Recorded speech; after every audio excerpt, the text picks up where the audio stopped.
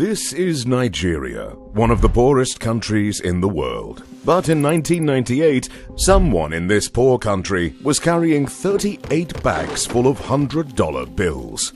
That someone was Mariam Abacha, and she was heading to the Nigerian airport. Mariam was sweating profusely, looking around nervously and trying to act normal. She finally arrived at the airport and wheeled her 38 suitcases of cash through the busy terminal. Mariam felt like people were watching her, but she wasn't sure. Maybe she was just being paranoid. If smuggling 38 suitcases stuffed with cash wasn't hard enough, Mariam also had another problem. She had to hide her face so that no one would recognize her. That's because Mariam was quite famous in Nigeria. Actually, famous is an understatement because every single Nigerian knew Mariam's name and face. And it was all because of who her husband was. Mariam Abacha was the wife of General Sani Abacha, the most ruthless military dictator in Nigeria's history.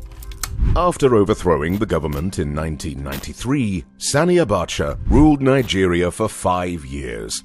His dictatorship was brutal.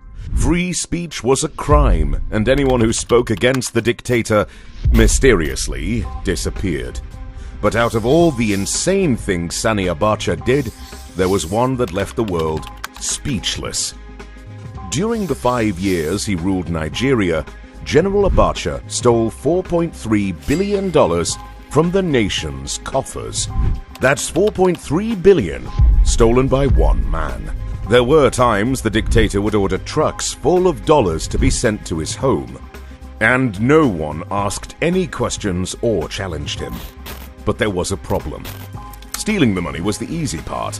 The hard part was finding a place to hide all that money. Sani Abacha started transferring the money into Swiss bank accounts, but he didn't live long enough to finish the job. On the 8th of June 1998, Abacha was having fun with some girls when he suddenly grabbed his chest and fell. The dictator was dead, and though it seemed like a heart attack, almost everyone believed he was poisoned. But that didn't matter. What mattered was he had died before hiding all the $4.3 billion he had stolen. And that's why his widow, Miss Mariam Abacha, was racing through a Nigerian airport dragging 38 suitcases full of money, trying to get out of the country. So what happened? Did she get out with the money? Unfortunately, no. Mariam was stopped and searched, and her bags of money were seized by airport officials.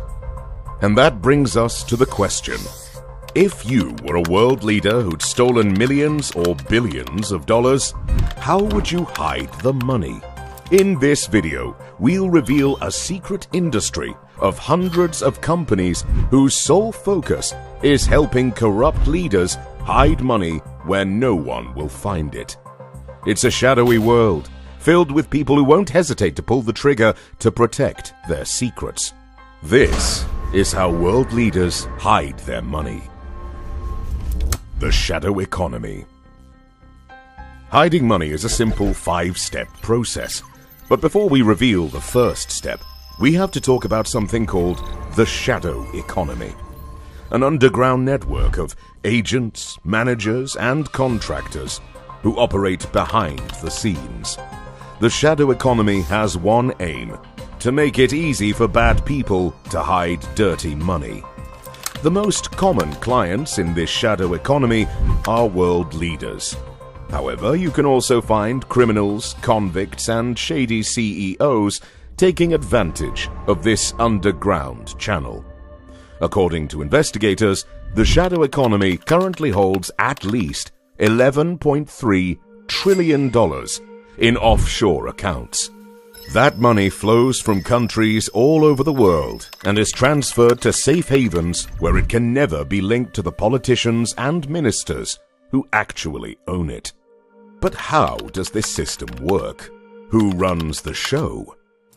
The kingpins of the financial underworld. The shadow economy is run by a group of companies known as offshore providers or offshore service providers. They are the gatekeepers of the shadow economy. Offshore providers are real companies with employees like lawyers, secretaries, analysts, and accountants who have mastered the art of making dirty money disappear. For a considerable fee, these offshore providers can help anyone set up shell companies, foundations, and trusts to hide billions. And most importantly, they handle their business with the utmost secrecy. But their reputation for secrecy was shattered in October 2021, when the Pandora Papers leaked and all hell broke loose. This leak is really Panama Papers on steroids. World leaders, politicians, and billionaires with hidden vaults of wealth. A new chapter in a never-ending story. The Pandora Papers is a leak of almost 12 million documents that alleges concealed assets, tax avoidance, and in some cases, money laundering by some of the world's richest and most powerful. More than 600 journalists in 117 countries have been sifting through files for months as part of the largest ever global financial investigation. The Pandora Papers are leaked emails, memos, incorporation records, share certificates, compliance reports that allow the true owners of shell companies to be identified for the first time. These documents exposed the secret offshore accounts of about 400 world leaders, including current and former presidents, prime ministers, politicians, and public officials across 91 countries. Journalists sifted through more than 6.4 million documents, nearly 3 million images, over 1.2 million emails, and 500,000 spreadsheets. The haul revealed that more than 400 of the world's richest and most influential individuals have set up companies or trusts in lightly taxed countries to hide the extent of their wealth. Using information from the Pandora Papers and other sources, we'll break down how offshore providers hide money in 5 simple steps, explaining how they move money, where they hide it, and how they protect it. You'll also discover which world leaders have been caught trying to hide their loot, and what they splashed the money on. And that brings us to the first step. Step 1. Pick your country. When you hire an offshore provider, the first thing they do is to decide which country to stash your money in. The most popular destinations are Switzerland, the Cayman Islands, the Bahamas, Panama, and Luxembourg. But why is it important to hide money in another country? Why can't they just hide it in a safe or a vault in their own home?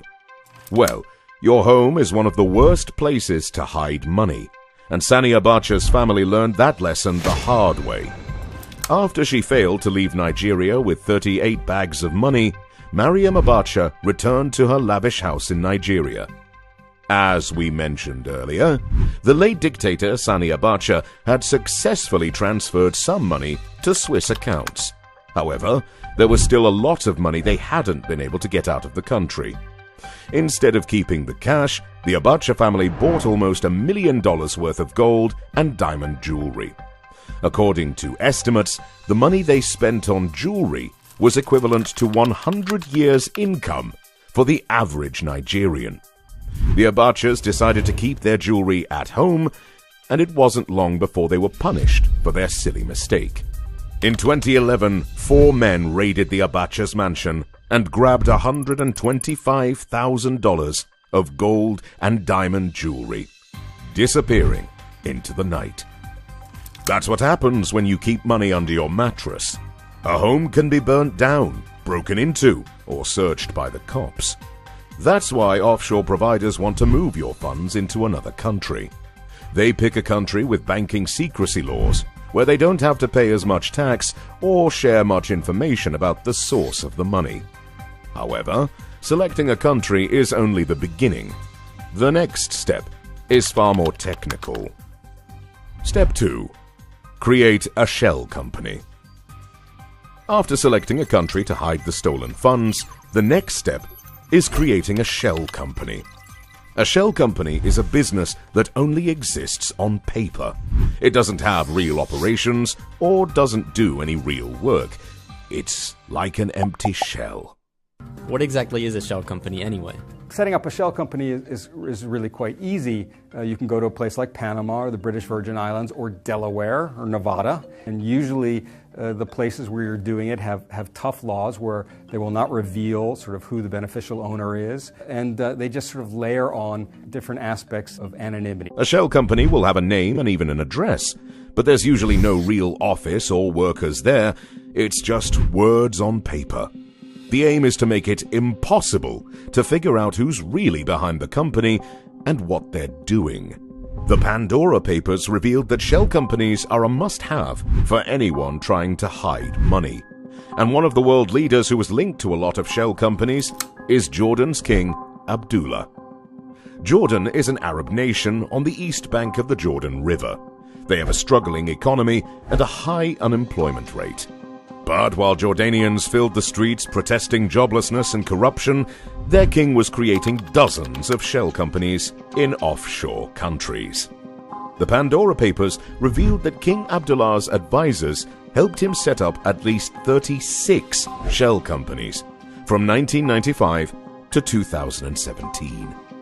The king then funneled hundreds of millions of dollars into bank accounts in the name of those shell companies. But the cash didn't stay in the account for long. King Abdullah II of Jordan, who used shell companies to build a real estate portfolio worth more than $100 million. Leaked documents show that the king secretly purchased a total of 14 luxury homes in the US and the UK. These included 3 beachfront mansions in Malibu worth $106 million. But there's a problem when creating a shell company. Something that can mess up the whole process. And that brings us to the next step. Step 3. Find someone you can trust. Here's the issue. You can't create a shell company without names. There needs to be names on the paperwork for positions like CEO, director, and secretary. Obviously, the world leaders trying to hide money wouldn't want their names on any company documents. And that's when offshore providers have to find special people called nominees. What are nominees? Nominees are people who act as stand-ins for the actual owners of the company. While their names are on the company paperwork as owners, they aren't the real beneficiaries of the company's assets. For example, you could have fake directors where you pay a little bit extra and someone pretends to be the public face of this company. This arrangement is like a protective layer, allowing the true owners to remain hidden. However, putting someone else's name on the paperwork presents one obvious problem. What happens if that person decides to take the money and run? After all, it's their name on the paperwork. That is a legitimate problem. And there's only one way to prevent that from happening: using the age-old tool called fear. A nominee must be so scared of the owner of the money that they wouldn't dream of stealing a cent. The fear must be so real, so tangible, that they would watch $1 billion sitting in the bank and not feel tempted to touch a dollar. The nominee must believe that stealing is like signing their death warrant. A perfect example of this is the case of Vladimir Putin. According to leaked documents from the Pandora Papers, Putin might have billions of dollars hidden through multiple shell companies. Putin uses this money to make expensive purchases around the world. For example, Putin's girlfriend, a Russian woman, Svetlana Krivenogic, received a plush Monaco apartment that was purchased through an offshore company incorporated on the Caribbean island of Tortola. If Vladimir Putin put your name on the paperwork for his shell company, would you take his money and run?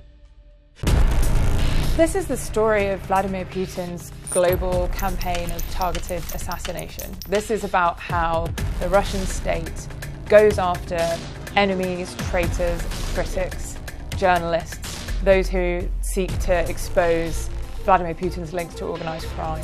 Anyone who insults or betrays Putin spends their life on the run, because Putin never forgives and never forgets. Putin's hitmen will track down his enemies and settle the score. And Putin is only one example. The point is clear. The rich and powerful people hiding money in shell companies aren't the type of people you want to steal from. Step 4. Open a secret bank account. Now that the shell company's been set up and the nominees have filled out the paperwork, the next step is to create a bank account for the company. It doesn't have to be one account, you can create as many as possible. Offshore providers select banks in countries with banking secrecy laws. They also ensure the accounts are strictly private, making sure only authorized bank personnel have access to the account details and financial transactions. And if the clients want to spend the money in the account on buying property or making investments, the offshore providers also help with that. So they help you hide your money and also help you spend it without the risk of detection or scrutiny from authorities. But what if the client dies after depositing millions of dollars in these private accounts?